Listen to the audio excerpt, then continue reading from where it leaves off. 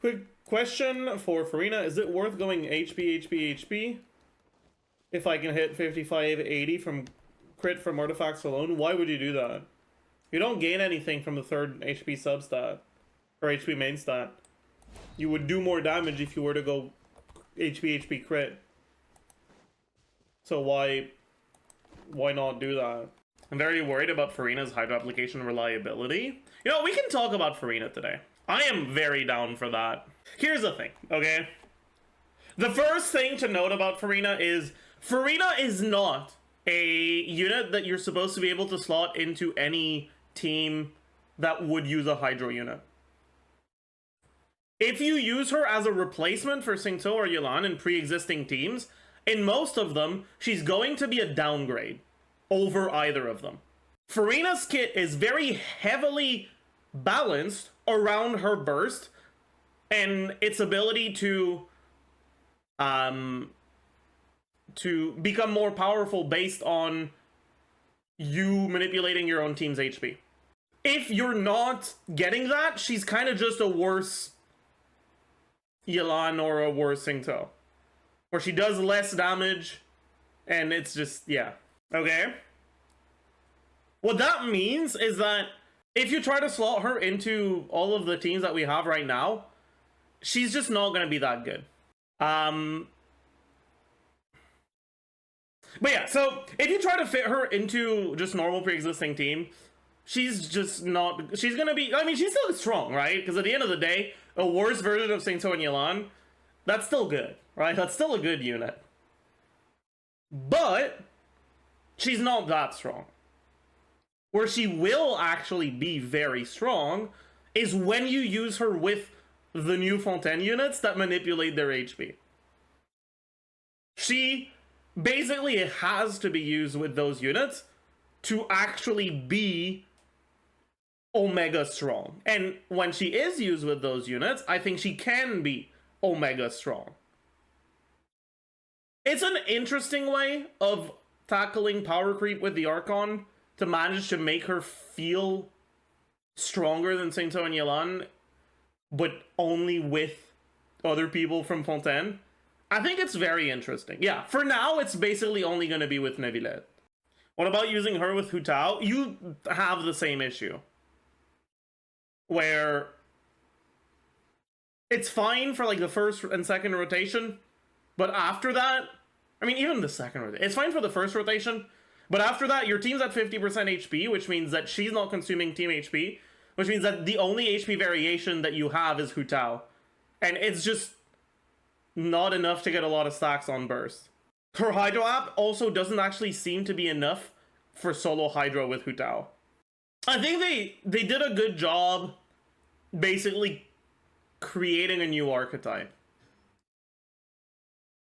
Because that's effectively what it boils down to. Her buff is so big that it can be more significant than reactions. Which means that, effectively, HP manipulation is just a new archetype. It's going to be built differently. I'm pretty sure they're going to buff her signature because it's fucking garbage right now. In any case, let's start by calculating ER requirements, both in solo and double Hydro. So, same element, different element, you have a clear, place in my heart. caught, and no. Then we merge and center, format painter this, there we go, solo, oh, energy.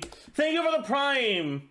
Gryffindorus, you are now officially my new favorite viewer, and I want you to know I don't say that to everyone, it's really only you, you've always been, and always will be my favorite viewer, thank you.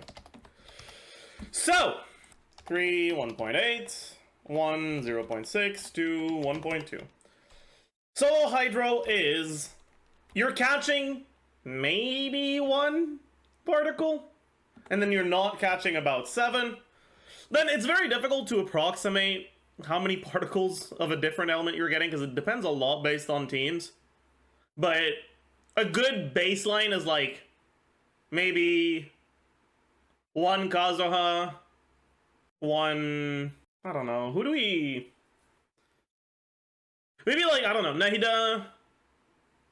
You know, let's think about the full Archon team with Nahida, Zhongli, Raiden, with like Hyper Moon, Raiden, no burst. I feel like that's more or less the amount of energy you're getting on average, right? This is like 2.5 procs of Nahida. None of them are here realistically. Raiden, maybe 1 proc, sure. Okay, so 2.5 procs of Nahida, so 7.5. Honestly, nah, we're gonna build for 2. Zhongli, let's say you manage to somehow get 2 particles from Zhongli, and then Raiden, another about 9. Clear 0, 2. Well, maybe you can go 5 Zhongli, and we get energy.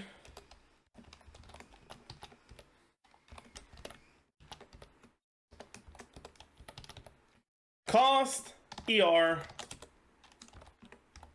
You have a special place in my heart. And as you can see, in a team with like a pretty average particle generation, her ER requirements are very high. If you're looking at double hydro, how many particles does Nevilet generate with his skill again? Any remembers? I can look it up. Nevilet. No, that's the particle production rate. 4? Is it always 4 though? The sheet hasn't been updated? Oh no. Saj. Okay, I'll believe it. I'll believe you guys then. 4. So you get 2 E's per rotation. She's not catching any of them. So it's probably still this. This. Then you can do like Fischl Kazuha maybe. So Fischl is 14.4. Let's say 1. And then Kazuha, about 6. 2 E's. Clear.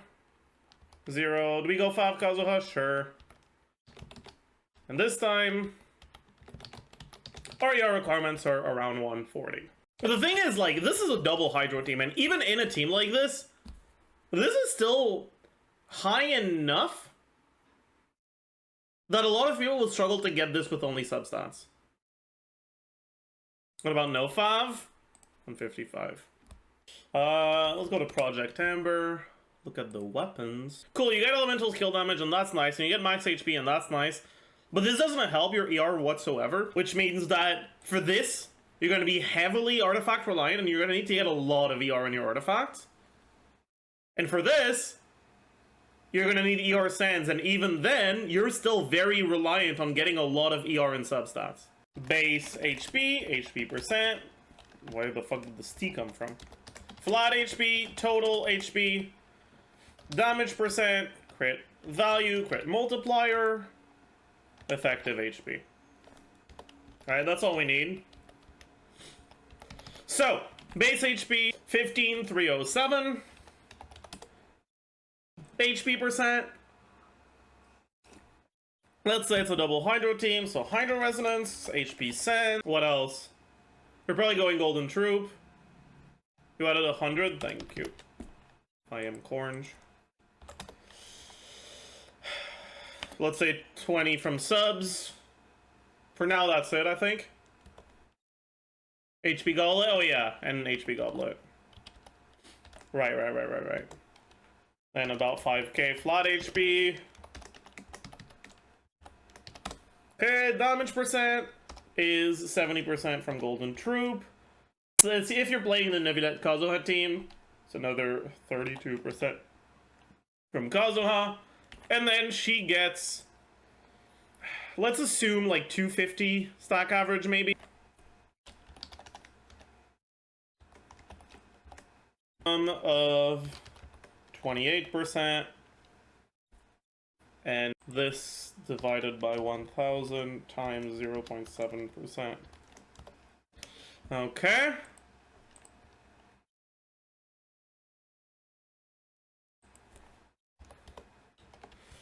Crit value, so 98.4 base, 62.2, about 20 substats.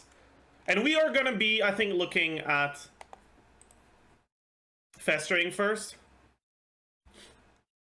Right, so that's 12%, so 24. And then you also need the damage percent. Ah! The damage percent, which is 32. Crit multiplier, the square divided by 8 plus 1. Effective HP, total HP, multiplied by 1 plus damage percent, multiplied by a crit multiplier. And just to double check, if we replace HP Goblet with Hydro Goblet, it is worse by a pretty significant margin. Okay. Cool. So, this is Festering. Let's take a look at the signature. Okay? So with the signature, you're going to be missing out on 45.9% energy recharge. That's about 9 rolls of ER. If we want to be fair, it's very difficult to be fair with reassigning this kind of stuff. To the point where I think it might be easier to just approximate that you're going ER Sens instead. But yeah, I think that's just what we're gonna do. So you lose the HP from this. And this. And in exchange, you get 88.2 crit damage. And then you get some skill damage, which is 24% of both. So 24% HP and 24% damage percent. Which makes it, with low-ish ER requirements, about 11% better. Have a special place in my heart. Which is not good for a signature. Compared to the next best option being a free-to-play option on top of that. Like, for comparison, Neuvillette is closer to like 40%. Just giving you guys a point of reference, okay? And that mainly comes from the fact that even with the double Hydro team, you're still gonna need a reasonable amount of ER. How to get that free-to-play weapon? You can. Your next best option for free-to-play options is going to be this one, which is available from Fishing. Which, unfortunately, will not perform as well at lower ER requirements because a lot of what it gives is ER. Right? So, if we actually take a look at how much... Right? We get 16 crit. And at low ER requirements, that's it. And you're just in pain. Right? At higher ER requirements, though, this 32%... Actually, I'm lying. Even at higher ER requirements, the uptime on this isn't very good. Oh yeah, this is 32, not 16, sorry. But yeah, so it's like... You're losing out on about 8%. Which is... It's not that bad. You know, it's fine. And even with this, the comparison to the signature is only 20%. Your best weapon is gonna be Fav. Because them's the rules. Fav is broken. I'm sorry. But if you look at... Assuming that Festering is enough energy, if you look at how much damage you get from Fav instead, you are... Oops.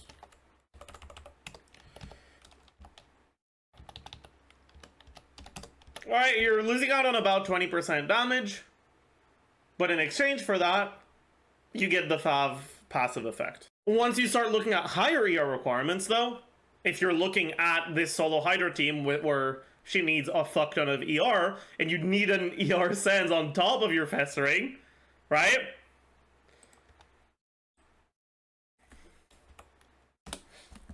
Then Fav is about as much damage as Festering anyways. Plus you get the Fav effect. And then at that point, Fav is just strictly better. She's buffers, so her damage doesn't matter that much. I mean... Not really. Like, yeah, she is a buffer, but she is also a damage dealer.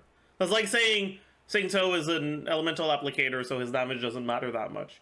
Like, yeah, sure, he is an elemental applicator, and that's why he's in your team. But once he's in your team, you still want to maximize his damage, because it's going to be relevant.